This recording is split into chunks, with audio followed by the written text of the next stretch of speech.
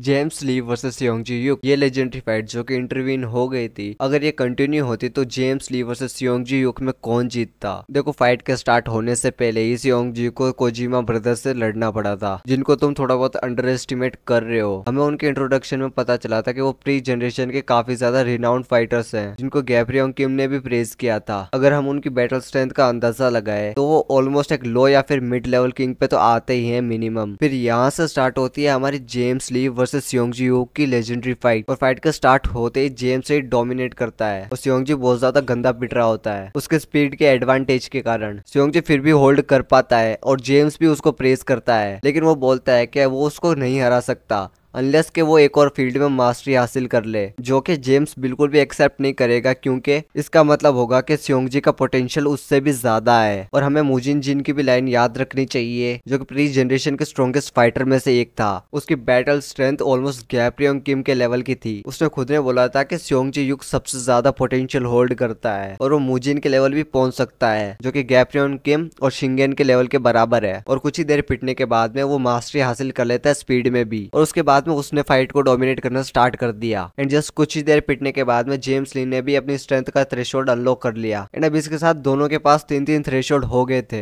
And इस time पे James और योंगजी सेम लेवल पे हो गए थे। एंड अगर सिर्फ स्ट्रेंथ की बात करी जाए तो योंगजी बहुत ज्यादा स्ट्रॉन्ग है जेम्स ली से। एंड इसका मेन कारण उसके 6 फिंगर्स और उसके 6 टोज ही है। अगर तुम अपनी सिर्फ एक पिंकी फिंगर खो देते हो तो तुम उसके साथ अपनी 50% स्ट्रेंथ भी खो दोगे। एंड हाई एक प्रूवन फैक्ट भी है। अगर स्पीड की बात करें तो जेम्स ली ऑलमोस्ट 10% फास्टर है योंगजी युक से। एंड इंड्योरेंस में भी योंगजी युक बेटर है। एंड टेक्निक्स जाती है जेम्स ली को, बट योंगजी युक भी बहुत ज्यादा क्लोज ही है। वो भी मुजिन जिन सीरम यूज कर सकता है। बट अगर योंगजी युक एक्चुअली में बहुत ज्यादा डेस्परेट होता है जीतने के लिए तो डेफिनेटली वो जीत जाएगा। लेकिन जेम्स ली के पास भी अच्छे खासे चांसेस है। बट अगर तुम 100% हेल्थ के साथ योंगजी युक को कंपेयर कर रहे हो तो नो डाउट योंगजी युक जेम्स ली से बेटर है।